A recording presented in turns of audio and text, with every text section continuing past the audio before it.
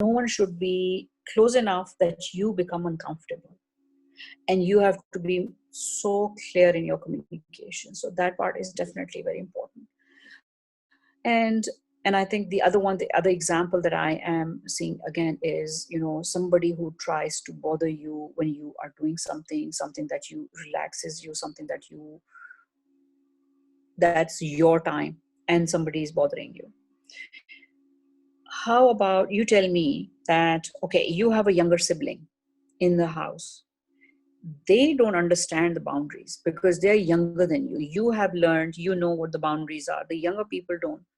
How do you deal with the sibling who's constantly bothering you? Is that, would you label that sibling a controlling sibling because they are younger than you and they may not even understand? Yeah.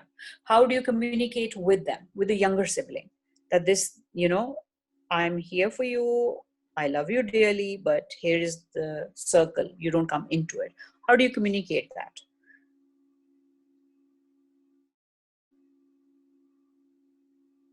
Yeah, you definitely explain, for sure. That's very sweet. It says, I will be more accepting of siblings since they may not know my boundaries. And I think this also, you have an excellent point where you say that I will try to slowly teach them my boundaries. Excellent, excellent, excellent. And another example, use an example so they understand. So, ladies, you are already very smart and intelligent. I should not be giving you these uh, presentations. You already know so much. So I was going to go over these boundaries. Give me an example of an emotional boundaries that you would like to build. Um, I can give you some example of when I was in school, and emotional boundary for me was very important. When I was, we of course it was not a computer or even phone generation. We had to meet our friends, and I wanted to, every day after school, I would push my family that I have homework and I have to meet this friend. I have to go and meet this friend. I would meet, come home, totally exhausted, not willing to have a conversation with my family members. And that went for some time. And then my parents started saying, no, you're not going. No, you're not going. And that really hurt me. And that really hurt my feelings. And I said, you don't want me to have friends. I was like, there was a tantrum and chaos. However, then I sat down and one of my family members explained, they sat down and explained the reason. And then I understood and I told them, okay, this is a promise. I will balance both. Let me go because friends are important to me. However, when I come back, I will do chores. I will not be impolite. I will be respectful, and I will do anything additional that I'm asked of. And that was a conversation, and that became kind of a redefined. I had to redefine my boundary, and I had to be explained. So that was kind of an emotional roller coaster and time, I would say, for me at that time. Any examples like that for emotional boundaries that you had to build or you think you need to build? Can you come up with some examples?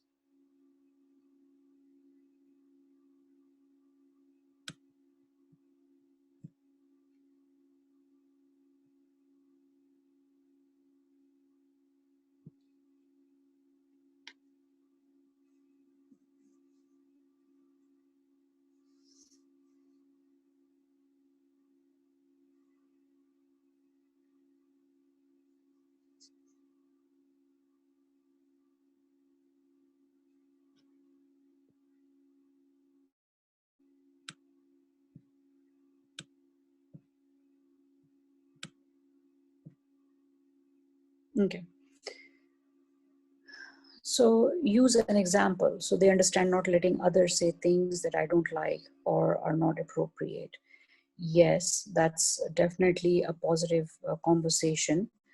Um, that you use some examples, that these examples are not okay. And I think leading by example is a good conversation. However, let's say if there are times that somebody needs to be stopped at that point, what do you do or what do you say? Or let me ask you, if something, and let's say add the physical boundary as well, okay?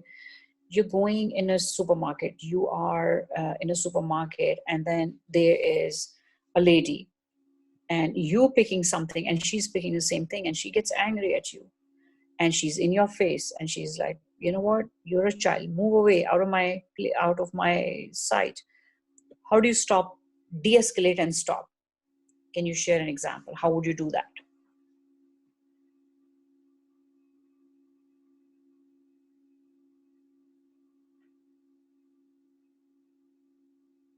Yes. So I would politely tell them where the boundary is, and if they're aggressive, I'll back off in order to ease the situation. Excellent. Excellent. So first thing that you do is de-escalate, especially in where your physical boundary is challenged. If you're going to get hurt, then by all means, 911 is the way to go. However, if you feel that, okay, this is not an imminent threat to my body, then yes, de-escalation is the first thing. And I think the other example is very direct, excellent. You still have respect. It says, please don't speak like that, or walk away. Excellent, excellent. You have said what you wanted to, you drew the line, you still had please. So I think that really is a very good example. Now, the most challenging thing that these days you children have to face is the digital boundaries. Very hard, very tough. Um, can you guys come up with an example of where you felt threatened in an online space? Um, and how did you deal with it? Did you just, logged off and deleted, or just turn the other way? How did you deal that digital space boundary? um, you can come up with some examples, a story maybe. I think that really teaches others as well. And you can, like I said, if it's too much to type, you can speak as well.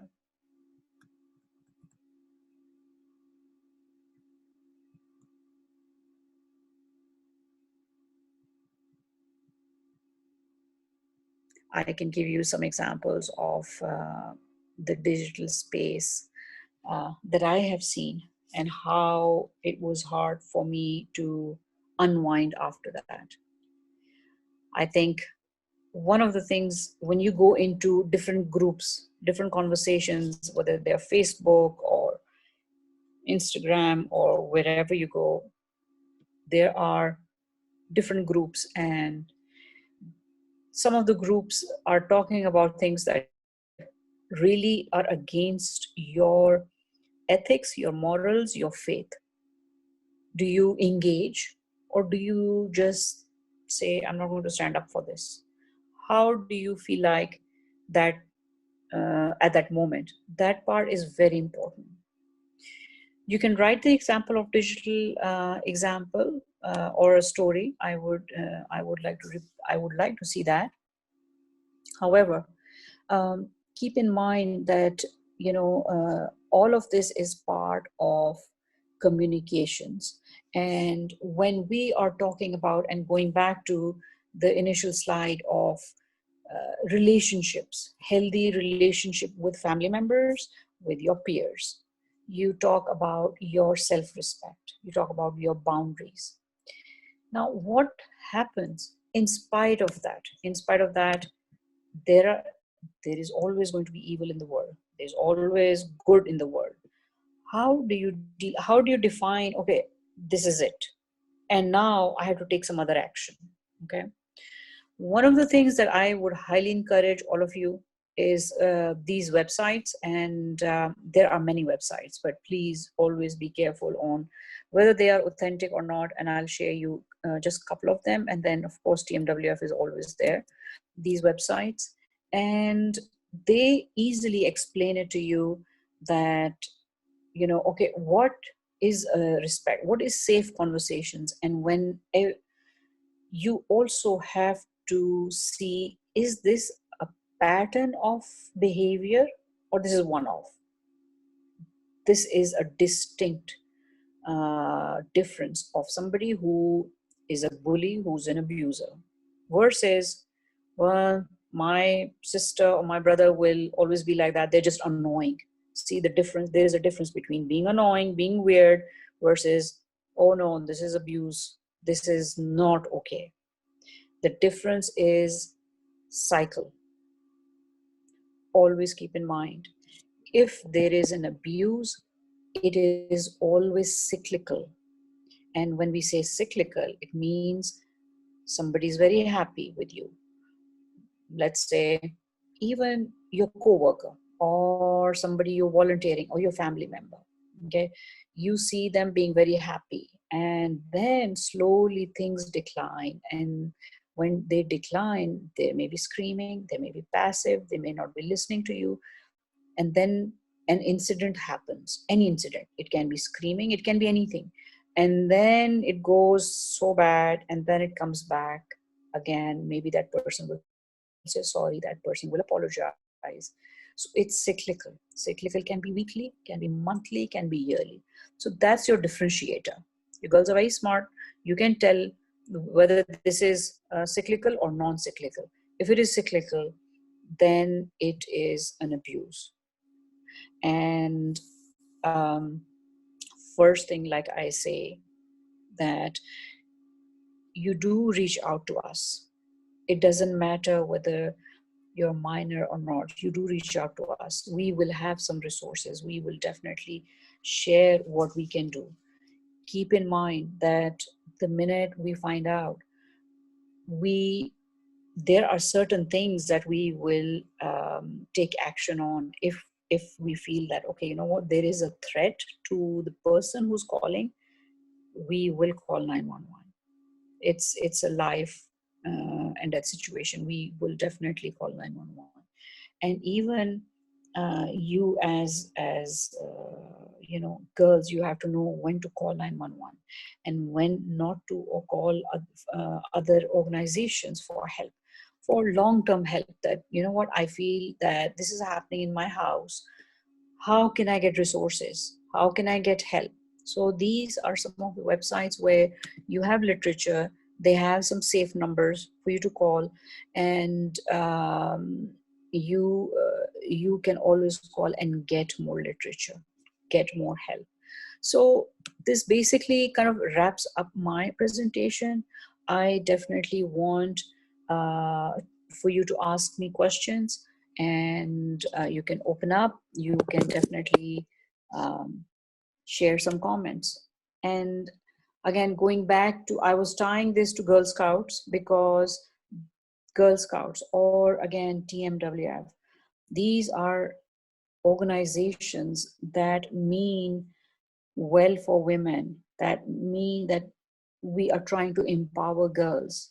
How do we do that? Educating you to understand what is violence, what is not violence, what is important, how to create those boundaries, how to have self-respect. So I'm going to open up the chat and see what you guys have to say with comments and any additional information that you would um, like me to share with you.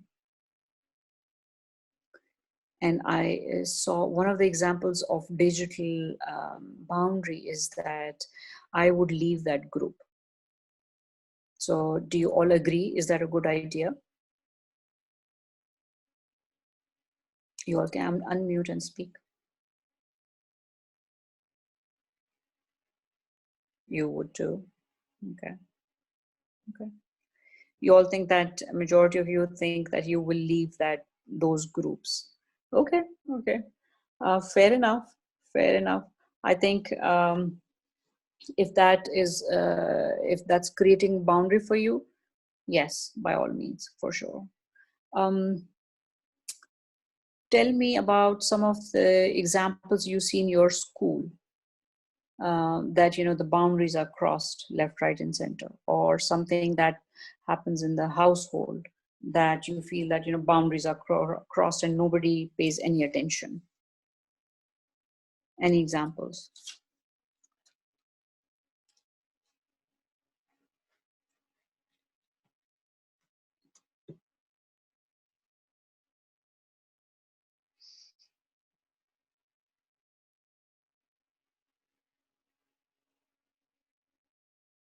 Yes, yes, yes. People pushing each other in hallway, 100%. I have seen that. Um, and definitely crossing physical boundaries for sure.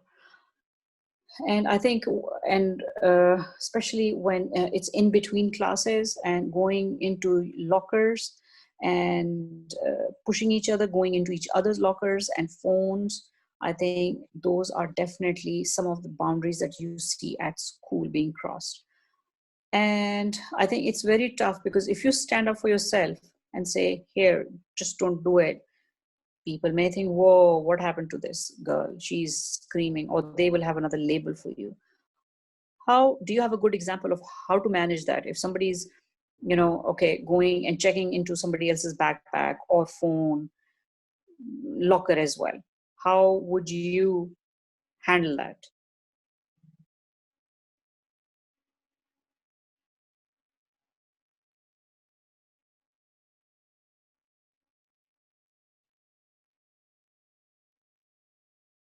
Yeah, you say it respectfully. Um, one idea, I don't know. Yeah, calling a teacher would also be a good idea. One of the things that I think may not be applicable to schools, however, it usually works, is you come up with your your support system. Okay, that part is very important. In whichever part phase of life you're in, and you feel that somebody is bullying you or threatening you, you come up with a group. You should always have a group of your support system, your family, or it may be your friends or your cousins, anyone who believes in you, whose idea of boundaries is exactly the same, and you work with them. They are your support system. So when you need to speak with other people, they are there with you. So if you're speaking to a bully and they see five friends behind you, they may not bother you anymore, right? So those are some of the things that you may or may not be able to do. And yes, I think one of the last comments is I would tell them to stop. Yes, definitely. And I think instead of telling them, explain it to them why what they're doing is not right. And yes, definitely, if they don't listen, call a teacher. Do not take any chance on that, for sure. So yes, these are all good points.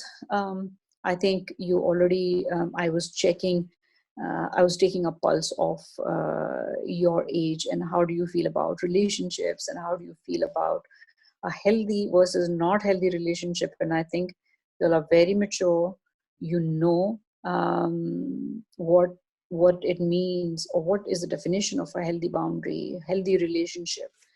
That's definitely there. And like I said, we as an agency are always here to explain more, to support anyone when you realize that this may be beyond me, and this looks like an abuse rather than just annoying family member or a sibling.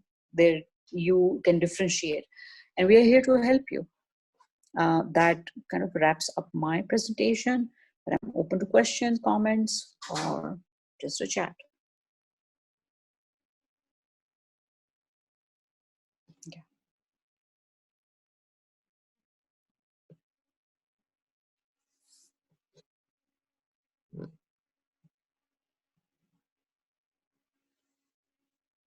Yes, absolutely. A question about, can a relationship between friends be abusive? 100%. Uh,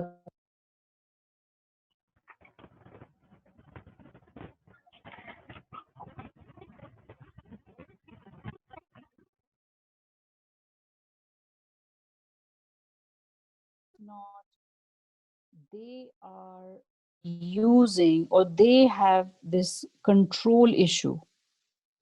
Yes, 100%. And keep in mind one thing which is very important. You, each one of us, the abuse is intergenerational. Keep that in mind, all of you. It is very important. If you have seen, if somebody has seen their parents going through abuse, the chances are the girl or a boy will replicate that in their lives. It is very important. Usually, the boys may end up becoming abusers, or the girls will learn to live with the abuser, or they may become abuser. It is very important for you to realize that breaking that cycle is so important. That's why we call it break this cycle, because this is intergenerational issue. It's not just one generation. So to answer, yes, friends can be abusive, 100%. A boss, yes, a boss can be abusive too. In your family, maybe some uncle, maybe one grandparent. It's a human nature of somebody wanting power and wanting control. It is an attitude of control. Some people control it by being bullies, some people control it by saying a lot of things, and some are passive. Some may be passive yet controlling. And I'll give you example. Well, you know what, why don't you, I'm feeding you these desserts, why aren't you having it? You don't love me anymore, why won't you have it? Okay, every day. And you say, well, I think I'm going to gain weight, I don't want to have it, this is not healthy. Well, you don't love me anymore, please have this, I made this specially for you, I cooked this. That is a controlling behavior. That really is a controlling behavior. Not everybody has to raise hands to be in control. Some people can be passive and control. So identify that. You are all future of this country, of all of us. You have to learn way earlier than when we learned, and learn to handle it.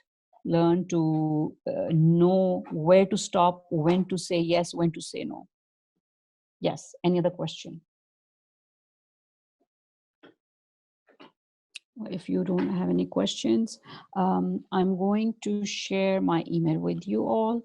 And if any other question ever comes up, I will be more than happy to respond to you. Okay. One last.